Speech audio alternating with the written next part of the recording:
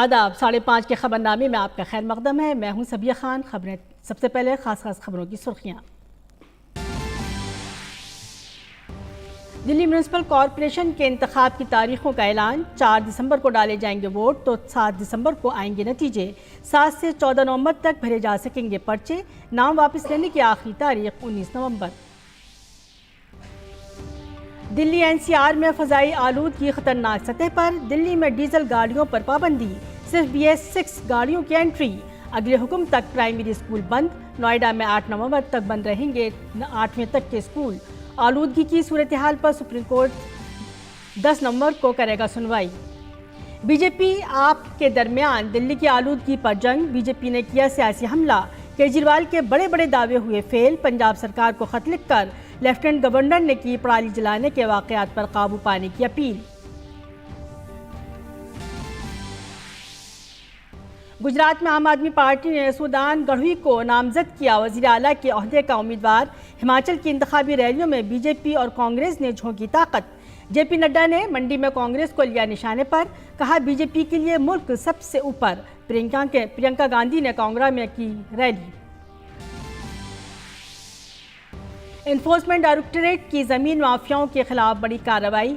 फौज की जमीन पर गैर कानूनी कब्जा मामले में ईडी ने झारखंड और मगरबी बंगाल की 12 जगहों पर की छापेमारी।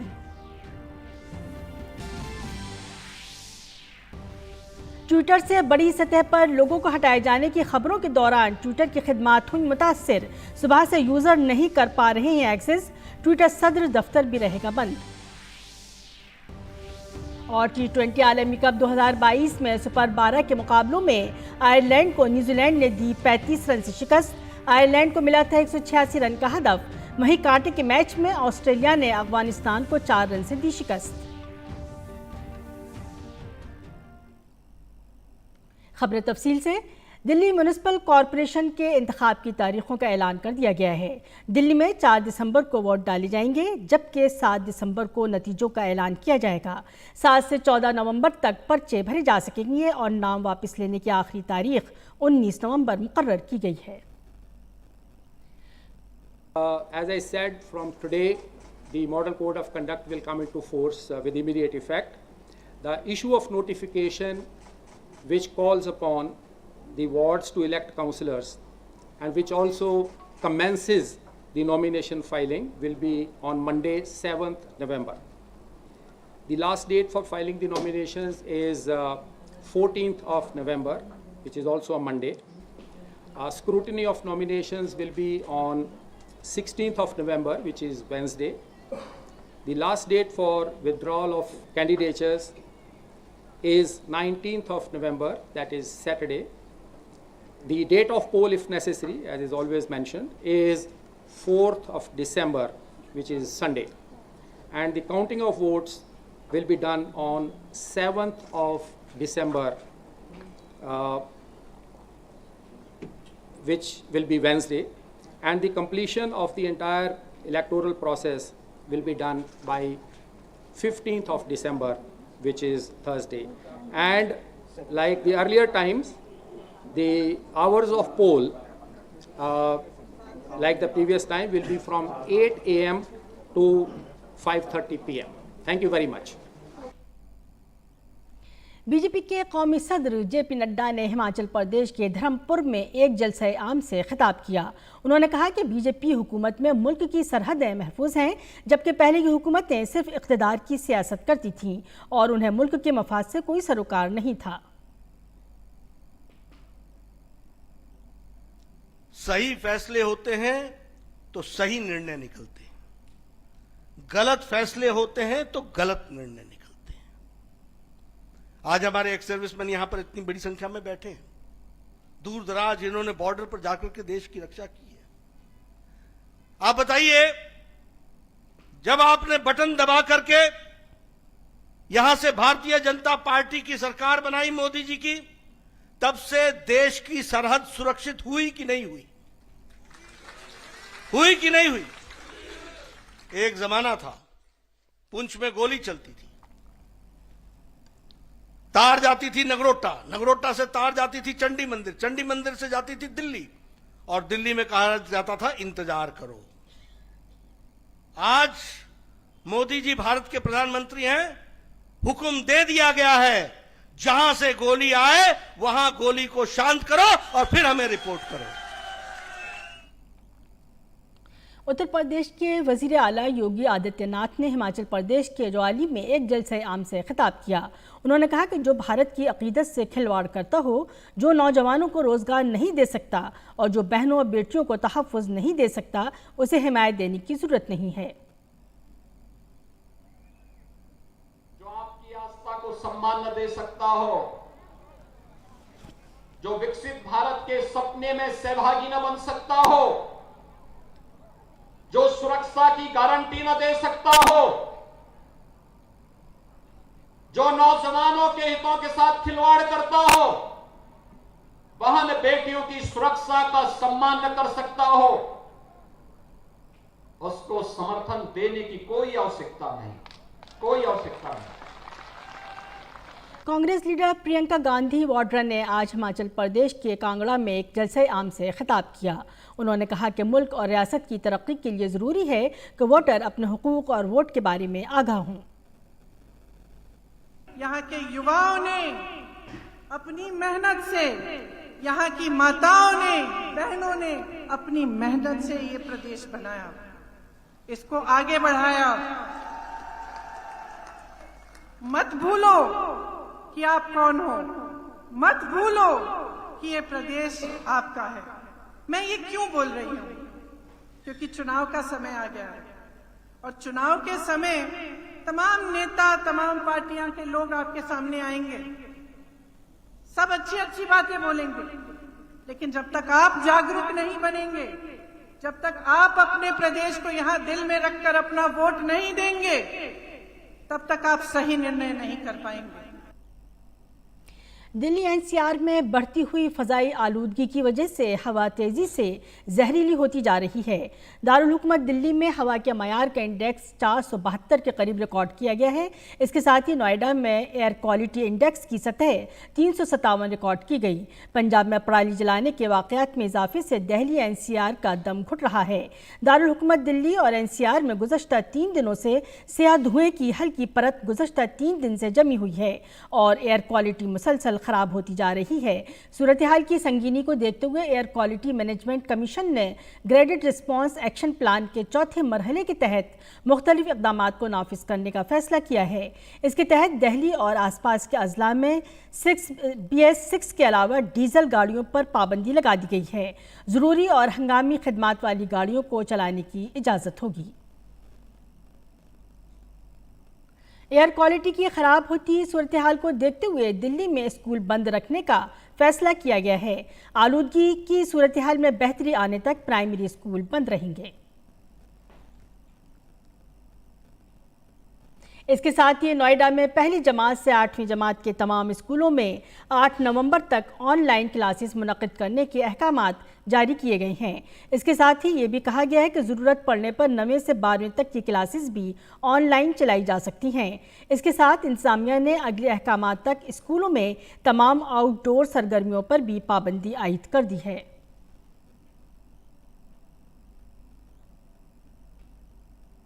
हालात की संजीदगी के पेश नज़र दिल्ली और पंजाब सरकार को अपोजिशन बीजेपी मुसलसल निशाने पर ले रही है। बीजेपी इल्ज़ाम लगा रही है कि आम आदमी पार्टी ने पराली जलाने के वाक़यात को रोकने और आलूदगी से पाक दिल्ली का वादा किया था, लेकिन इस पर वो पूरी तरह से नाकाम रही है। आम आदमी पार्टी के सरबराह अरविंद केजरीवाल ने तस्लीम किया है कि उनकी सरकार आलूदगी को कम करने में नाकाम रही है। पराली के जलने का इंसिडेंस काफ़ी कम होगा। कई सारे कदम उठाए जाएंगे, स्पेसिफिक कठोर कदम उठाए जाएंगे, किसानों के साथ मिलकर कदम उठाए जाएंगे, लेकिन हम इसमें ब्लेम गेम नहीं करना चाहते। पंजाब के अंदर अगर पराली जल रही है उसके लिए हम जिम्मेदार हैं, हमारी सरकार जिम्मेदार है। अरविंद केजरीवाल जी कह रहे थे कि राजनीति नहीं करनी चाहिए।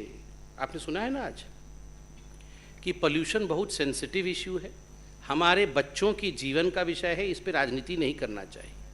पूरे जीवन राजनीति करके पिछले वर्ष कह रहे थे, जब पंजाब की सरकार नहीं बनी थी, जब हम पंजाब में आ जाएंगे, जब हमारी सरकार बन जाएगी, तो आपको डरने की आवश्यकता नहीं है। आप देखिएगा अगले दिन से ही सब कुछ ठीक हो जाएगा। पोल्यूशन के कारण खांसी भी हो रही है, माफ करिएगा, हवा में इतना पोल्यूशन है। दिल्ली गैस चैम्बर बन गया है, भूपेंद्र जी ने कहा है, और भूपेंद्र जी ने जो आंकड़े दिए हैं वो हमें स्पर्श करता है हृदय को और डराता है। पंजाब में विगत वर्ष से 34% का इजाफा है, पराली जलाने में 34%, एन इंक्रीज ऑफ 34%।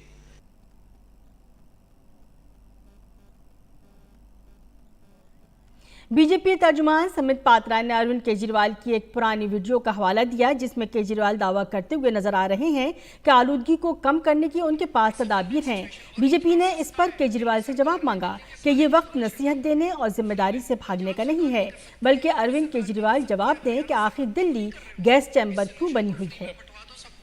सब जगह छिड़काव करवा दो फ्री में, इतना आसान है। और दूसरी चीज, पराली आज लायबिलिटी बनी हुई है, ये बहुत बड़ा एसेट है, ये सोना बन सकती है। पराली से बिजली बनती है, पराली से कोयला बनता है, पराली से गत्ता बनता है। 10-15 फैक्ट्रियां मैं देख के आया पंजाब के अंदर जहां पे ये सब बन रहा है। एनटीपीसी वाले कहते हैं कि जितना कोयला पराली से बनाओगे हम सारा ले लेंगे, रेडी मार्केट है। सबसे बड़ा पोल्यूशन होता है नियत का पोल्यूशन, और जहां तक अरविंद केजरीवाल और आम आदमी पार्टी है, their intent and their integrity is polluted.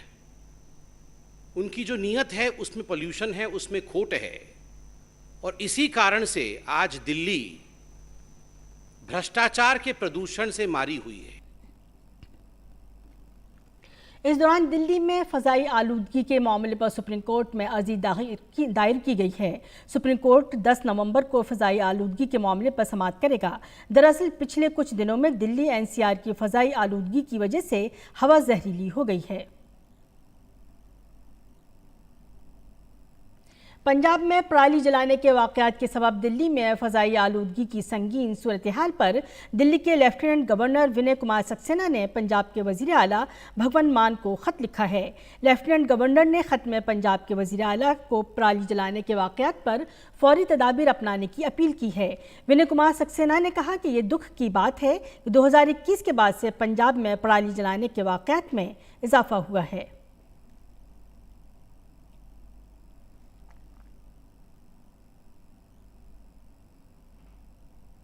BJP के तर्जुमान समित पात्रा ने दिल्ली की लेबर वजारत के जरिए तामीराती सनतों में बड़े पैमाने पर बदउनवानी का इल्ज़ाम लगाया है।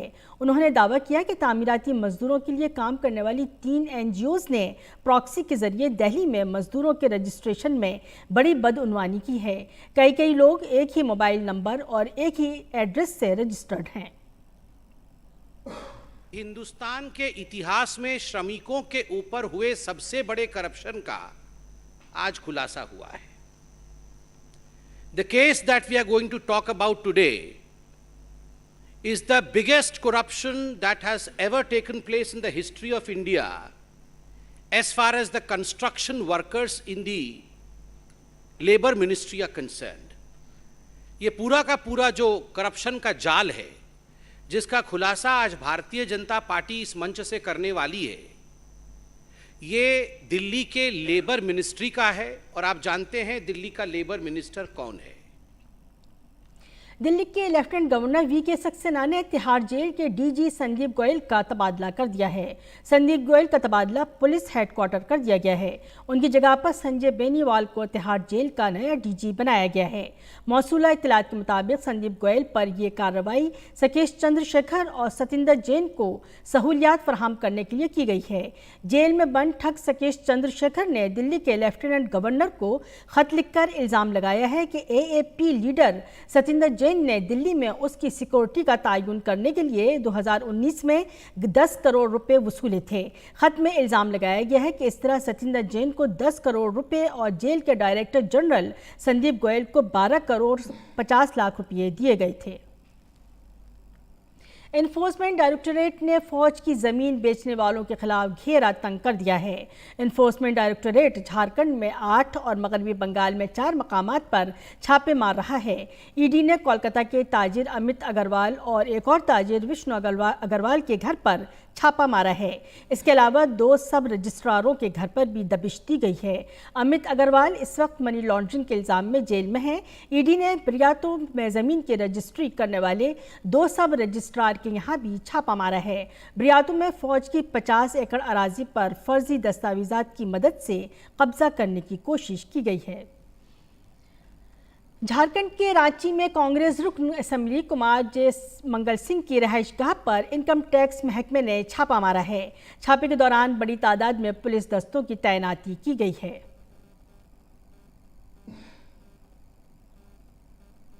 साइंस और टेक्नोलॉजी के मरकजी वजीर जितेंद्र सिंह ने एक प्रेस कॉन्फ्रेंस में खुसूसी सफाई मुहिम 2.0 के बारे में मालूमात शेयर करते हुए कहा कि 1 साल के दौरान 88 लाख मुरब्बा फीट जगह को साफ किया गया और तकरीबन 1 लाख जगहों पर सफाई मुहिम चलाई गई। 88 lakh square feet of space cleared, which you can imagine would be substantial. And nearly 10,000 locations were involved in this campaign, which is, I think, a record in itself. Sorry, 1 lakh. Yeah. Nearly 1 lakh locations. Of course, the figure is 99,000 something, which is almost 10 lakh.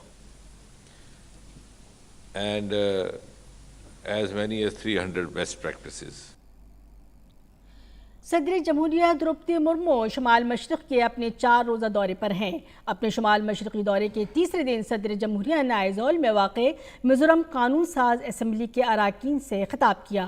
Programme में सदर जमहूरिया ने कहा कि इस साल मिज़ोरम कानून साज assembly के 50 साल मुकम्मल होने पर मिज़ोरम में जमहूरियत की मजबूती के 50 साल हो रहे हैं, जिसमें इसके शहरियों ने खुसूसी किरदार अदा किया है। The Mizoram Legislative Assembly celebrated its Golden Jubilee in May this year.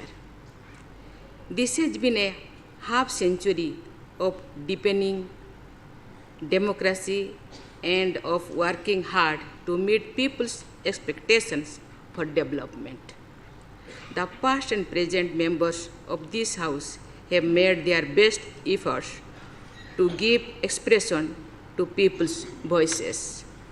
They have been true representatives of the citizens and have always kept the larger interests of the state while fulfilling their duty as lawmakers.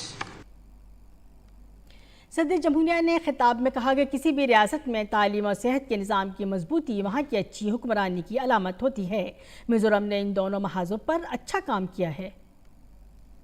Taking education and healthcare as twin pillars of good governance, policymakers and administrators have rightly stressed on improving facilities for the 2 sectors.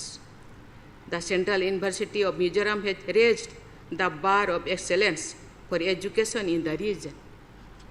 The unique Ayushman Bharat initiative also aims to provide an inclusive healthcare coverage, and the state has benefited immensely from it. जल शक्ति की वजारत के तहत राष्ट्रीय स्वच्छ Ganga mission आज गंगा उत्सव मना रहा है। नई दिल्ली के मेजर ध्यानचंद स्टेडियम में गंगा उत्सव 2022 का इनेकाद 2 सेशनों में किया जा रहा है।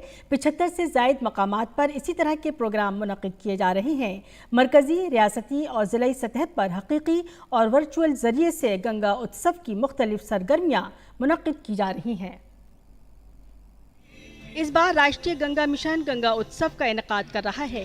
नई दिल्ली के मेजर ध्यानचंद स्टेडियम में मरकजी वज़रा समेत गंगा तहफ़्फ़ुज़ से मुताल्लिक़ तमाम माहिरीन और फ़नकार हिस्सा ले रहे हैं।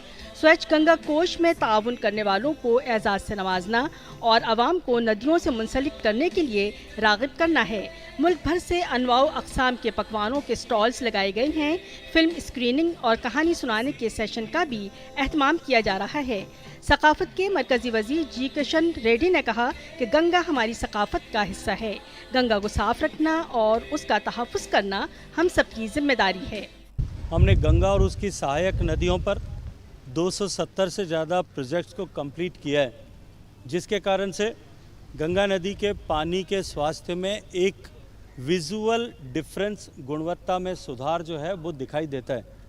यमुना की शुद्धिकरण के लिए भी हम कृत संकल्प हैं और यमुना नदी के पूसा और यमुना के सहायक नदियों पर भी लगभग 27 प्रोजेक्ट्स हमने या तो पूरे कर दिए हैं या हम उनको पूरे करने वाले हैं। कोशिश इस बात की है कि गंगा उत्सव 2022 को एक रोल मॉडल के तौर पर पेश किया जाए।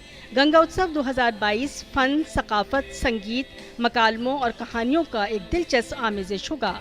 इस प्रोग्राम में उत्तराखंड, राजस्थान, लोकनाट्य के साथ ही बेहतरीन फनकारों का शानदार मुजाहिरा देखने को मिलेगा। गंगा उत्सव 2022 में नौजवानों को शामिल करने के लिए कठपुतली show, film screening, painting, poetry और नेस्ट मेकिंग वगैरह सरगर्मियां शामिल हैं। शहरों के विस्तार के कारण से हमारे नदियों के स्वास्थ्य पर प्रतिकूल प्रभाव पड़ रहा है। ये निरंतर चलता रहेगा। पॉपुलेशन बढ़ेगी और आवश्यकताएं बढ़ेगी, हमको और अधिक गति के साथ में प्रयास करना पड़ेगा। लेकिन एनएमसीजी की इनिशिएटिव के माध्यम से जो पिछले 40-50 साल में जो गैप्स रह गए थे, जो कमियां रह गई थी, जो न्यूनताएं रह गई थी, हम एक बार उनको पूरा करने की दिशा में काम कर रहे हैं। राष्ट्रीय स्वच्छ गंगा मिशन 2017 से हर साल 4 नवंबर को गंगा उत्सव मना रहा है। इसी दिन साल 2008 में गंगा नदी को भारत की कौमी नदी करार दिया गया। गंगा तहफ़्फ़ुज़ के लिए नौजवानों की शराकत ज़रूरी है। इस बार गंगा उत्सव का जोर भी नौजवानों को साथ लाने का है। कोशिश इस बात की है कि स्कूल के बच्चों को गंगा क्विज़ और स्टोरी टेलिंग जैसे प्रोग्रामों के जरिए गंगा की बहाली की तरफ राग़िब किया जाए। गंगा से मुंसलिक तमाम रियासतों ने गंगा उत्सव एक साथ मनाया। यमुना गंगा की सबसे बड़ी सहायक नदी मानी जाती है, इसलिए जल शक्ति मंत्रालय का ये प्रयास है कि गंगा की तरह यमुना नदी को भी निर्मल बनाया जाए। अब मंत्रालय के कहना है कि जब दिसंबर 2022 में दिल्ली में यमुना के 3 एसटीपी प्लांट तैयार होंगे, उसके बाद यमुना की स्वच्छता को भी बल मिलेगा। कैमरामैन सुमित नौटियाल के साथ धीरज कुमार, डीडी न्यूज़, दिल्ली। भारत में ट्विटर के बहुत से सारिफीन को लॉगिन में मसाइल का सामना है। सारिफीन आज सुबह से ही ट्विटर के डाउन होने की शिकायत कर रहे हैं। बहुत से सारिफीन को लॉगिन के वक्त एरर कोड नज़र आ रहा है। तहम ये मसला तमाम सारिफीन को नहीं हो रहा है। ट्विटर का वेब वर्जन इस्तेमाल करने वाले ज़्यादातर सारिफीन को इस मसले का सामना है, जबकि सिर्फ चंद सारिफीन ने ट्विटर के ऐप वर्जन पर काम न करने की शिकायत की है। ट्विटर गवर्नेंस पॉलिसियों और कारोबारी मॉडल्स में बड़े पैमाने पर तब्दीलियों से गुजर रहा है। माइक्रो ब्लॉगिंग वेबसाइट ट्विटर ने आज से बड़े पैमाने पर अपने मुलाजमीन की छटनी शुरू कर दी है। ट्विटर ने कहा है कि वो अपने मुलाजमीन को रात 9:30 बजे तक ईमेल के जरिए मुत्तला करेगा कि आया उन्हें मुलाजमत पर रखा जाएगा या नहीं। ट्विटर ने अपना दफ्तर भी आर्जी तौर पर बंद कर दिया है। इसके साथ ही तमाम मुलाजमीन की कार्डियक एक्सीडेंसी भी हलाक कर दी गई है। एलन मस्क ने कंपनी की बागडोर संभालने के बाद कई बड़े फैसले लिए हैं। उसने कंपनी से कई सीनियर एग्जीक्यूटिव्स को भी निकाल दिया है। ट्विटर के मुताबिक ये छटनी कंपनी के अखराजात को कम करने और मुनाफा बख्श बनाने के लिए की जा रही है। आईसीसी T20 आलमी कप के दूसरे मुकाबले में ऑस्ट्रेलिया ने अफगानिस्तान को 4 रन से शिकस्त दे दी। कांटे के मुकाबले में अफगानिस्तान ने आखिरी गेंद तक फाइट की। ऑस्ट्रेलिया ने पहले खेलते हुए अफगानिस्तान के सामने जीत के लिए 169 रन का हदफ रखा था। अफगानिस्तान की टीम 7 विकेट के नुकसान पर 164 रन बना सकी और इस तरह मैच 4 रन से हार गई। आईसीसी T20 वर्ल्ड कप में आज ग्रुप 1 में सुपर 12 के मुकाबले में न्यूजीलैंड ने आयरलैंड को 35 रन से शिकस्त दे दी। एडिलेड में खेले गए इस मैच में न्यूजीलैंड की जानिब से दिए गए 186 रन के हदफ का ताक़ुब में आयरलैंड की टीम 9 विकेटों के नुकसान पर 150 रन ही बना सकी। इसके साथ ही 5:30 का खबरनामा अपने अख्ताम को पहुंचा। इजाज़त दीजिए, आदाब।